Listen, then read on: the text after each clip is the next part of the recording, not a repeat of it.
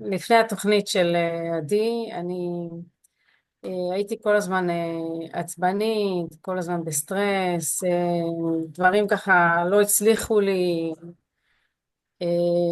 בעבודה הייתי אה, בכירה בהייטק והכל התחיל לדעוך, הייתי עצבנית, לא הצלחתי להכיל סיטואציות, גם כל הזמן הייתי עייפה, הייתה עייפות כרונית שבגללה גם לא יכלתי ממש לתפקד. הייתי הולכת לעבודה ומגיעה הביתה ועושה רק מהר מה שצריך והולכת לישון, כאילו לא הייתי חיה. בקיצור, עבדתי עם זה 3 שנים לפחות, עד שגיליתי מה יש לי, ולאט לאט ניסיתי להבין איך לטפל. אוקיי. בעיקר סבלתי מכאבים, וכל הזמן היה דפוסים לי צוואר, הגב, העייפות. הכאבים בפיברו פגעו ברמת העבודה, ב-60% אני ירדתי בתפקוד שלי, גם בגלל העייפות וגם בגלל הכאבים, שהייתי הרבה חולה, לא באה, וגם היה לי מין ניתוקים כאלה. המוח שלי לא כל כך עבד, כי לא היה שם, כל הזמן הייתי בועה במחשב, מתנתקת, ויש תחושה כזאת של אשמה כזאת, שאתה לא מצליח לעשות מה שמצפים ממך. הייתי מאוד מאוד עייפה, והיה גם קשה לי להכיל סיטואציות, הכל היה מעצבן אותי. הייתי מעדיפה להיות בחדר במיטה מאשר להיות בחברה של אנשים, אם זה המשפחה שלי, אם זה החברים שלי. הייתי שנים אצל פסיכולוג, שזה לא עזר בכלל. הוא גם כל הזמן ניסה כאילו למנוע ממני, נגיד, לעזוב את העבודה או לעשות שינויים דרסטיים, כי הוא פחד שאני לא יכיל את השינוי, כי גם ככה אני במצב לא משהו. למדתי בתוכנית שלך שזה שאני נשארת במקום עבודה שרע לי שם, שאני כבר לא בתפקיד שרציתי, ואני סתם יושבת שם כי אני מפחדת לעזוב, וכל בוקר היה כואב לי לקום לעבודה ורע לי. זה שעשה לי את הכאב, להיתקע במקום שלא טוב לי בו.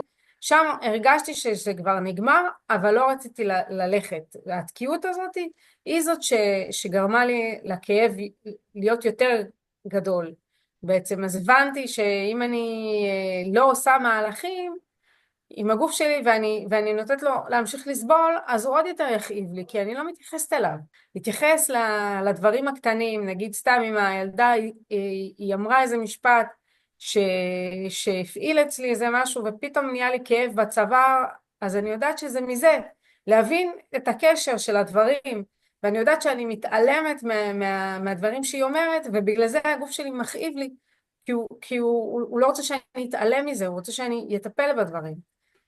אז באמת למדתי שכאב זה, זה משהו שזה איתות, זה איתות מהנפש שלי, שאומרת לי אל תדחיקי, אל תדחפי את הדברים לצד, כאילו הנה אני פה, את חייבת להתייחס אליי. אבל כל הזמן בחיים שלי, עם הבן זוג שלי, עם הילדים שלי, בעבודה, ובאמת כאילו אפילו אם אני לא אטפל בנושא אבל אני אעלה אותו, זה עדיין ירגיע את הכאב, כי אני לא השתקתי את זה. הקושי הוא זה שאתה כבר נמצא במצב נורא קשה להרים את עצמך בעצם, לקום לעשות משהו, כי אין לך גם את הכוחות האלה לעשות את זה.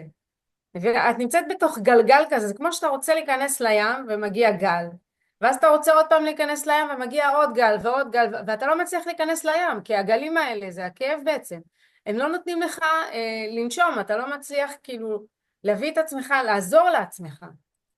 עזבתי את העבודה אחרי 21 שנים, ובאמת הרגשתי ש50% מהכאב ירד לי, כמו שירדה לי אבן מהלב, באמת.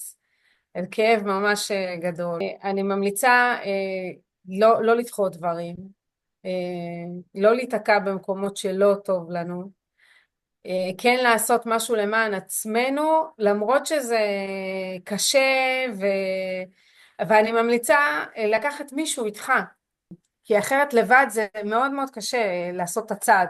כי זה באמת קשה וזה נראה כאילו אתה צריך לחצות קיר, אבל כשיש מישהו שהוא מאמין בך, אז, אז אתה מצליח, נותן לך את הכוח.